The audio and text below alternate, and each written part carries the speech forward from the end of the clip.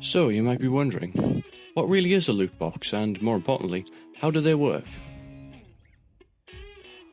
Generally speaking, loot boxes are just another method by which games can distribute rewards to their players. No matter whether the loot boxes come in the form of card packs like in FIFA and NBA 2K, chests in games like Clash Royale, regular loot boxes in games like Overwatch or Call of Duty, or brightly coloured llamas in the case of Fortnite, they always broadly serve the same purpose. In these games, when the player completes a certain task or challenge, or spends a certain amount of money to avoid having to do so, they're given a loot box, which, rather than simply giving them one or two set items, like a traditional item unlock, gives the player a chance to acquire items that can be better or worse than the value of the loot box itself, based on usually unknown probabilities. Now, there can of course be extra wrinkles thrown into this simple system. For instance, many games now tie loot boxes into a virtual currency system.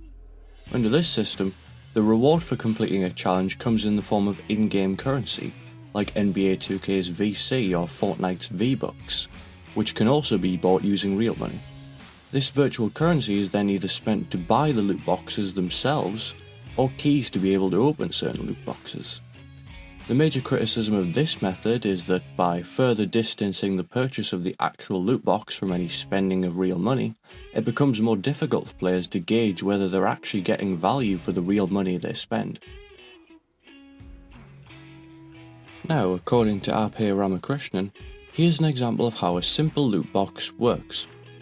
Consider that you've got two items. Item A has a value of 40 gems.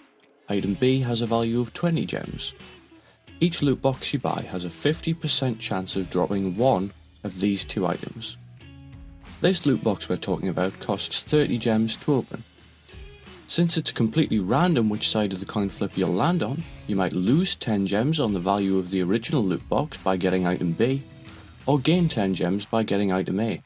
You might get 5 item A's from opening 5 loot boxes, or 5 item B's from doing exactly the same. Now all you have to do is add a lot more variables to that, due to the vast amount of items that can exist in a game like Overwatch, and that's how loot boxes work.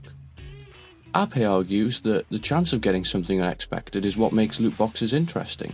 Computers are good at that, he says, so I don't see it going away anytime soon.